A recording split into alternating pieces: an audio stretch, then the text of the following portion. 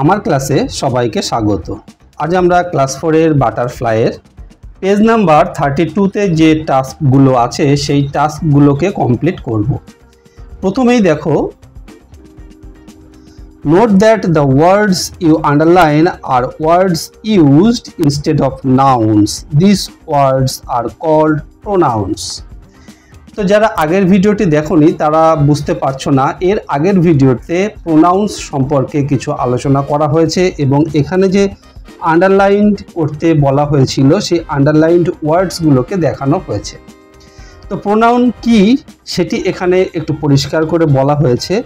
A pronoun is word which is used instead of a noun. তার মানে কি হলো? প্রোনাউন হলো সেই শব্দ যে শব্দগুলোকে নাউনের পরিবর্তে ব্যবহার করা হয়। তারপর দেখো, এখানে একটি চার্ট দেওয়া হয়েছে, নাউন চার্ট আর প্রোনাউন চার্ট। এখানে দেখো নাউনের ভিতরে কি আছে, লিপি, সুজয়, ফেয়ার, লিপি অ্যান্ড সুজয়, এবং এদের পরিবর্তে প্রোনাউন হিসাবে কোনগুলোকে ব্যবহার করা যায় সেগুলিকে দেওয়া হয়েছে। লিপির পরিবর্তে কি ব্যবহার করা যায়? শি, অর্থাৎ লিপি নাউন হলে তার প্রোনাউন হচ্ছে শি। সুজয় নাউন, তার প্রোনাউন কি হবে? হি। ফেয়ার নাউন, তার পরিবর্তে কি ব্যবহার করা যায়? ইট। আর দেখো লিপি অ্যান্ড সুজয় এর পরিবর্তে প্রোনাউন হিসাবে ব্যবহার করা হচ্ছে দে। তাহলে একটা জিনিস পরিষ্কার যে যদি মেয়ে হয় তার পরিবর্তে আমরা শি লিখছি, ছেলে হলে তার পরিবর্তে হি লিখছি, আর এমন কোনো জিনিসের নাম যেটি ছেলেও নয় মেয়েও নয় বা তার প্রাণ নেই এই রকম হলে তার পরিবর্তে আমরা ইট লিখছি। আর যদি প্লুরাল নাম্বার হয়, এখানে লিপি এবং সুজয় দুজন, একজনের বেশি প্লুরাল নাম্বার, তাই সেখানে আমরা কি লিখছি? দে লিখছি। আশা করি বুঝতে পারলে।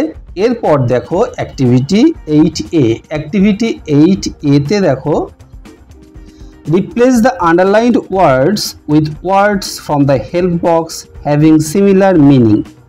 এখানে আন্ডারলাইন ওয়ার্ডসগুলোকে রিপ্লেস করতে হবে কি দিয়ে?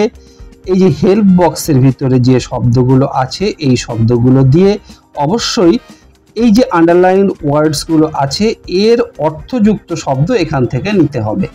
তো প্রথমেই দেখো, we see various shops in the fair. এখানে ভেরিয়াসের নিচে দাগ দেওয়া হয়েছে, অর্থাৎ ভেরিয়াসকে আন্ডারলাইন করা হয়েছে।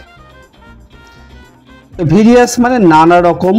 হেল্প বক্সের ভিতরে লক্ষ্য করলে আমরা দেখতে পাচ্ছি নানা রকম অর্থ হয় এরকম একটি শব্দ হলো ডিফারেন্ট। তাহলে ভেরিয়াসকে রিপ্লেস করা যাবে কি দিয়ে? ডিফারেন্ট দিয়ে। আমরা এর পাশে শব্দটিকে লিখে দিই ডিফারেন্ট, DIFFERENT, ডিফারেন্ট। তাহলে ভেরিয়াসকে আমরা ডিফারেন্ট দিয়ে রিপ্লেস করলাম।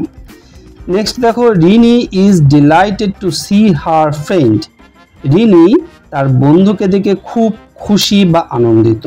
তাহলে ডিলাইটেড, খুব খুশি বা আনন্দিত। এর পরিবর্তে আমরা কি ব্যবহার করতে পারি? এখানে দেখো গ্ল্যাড।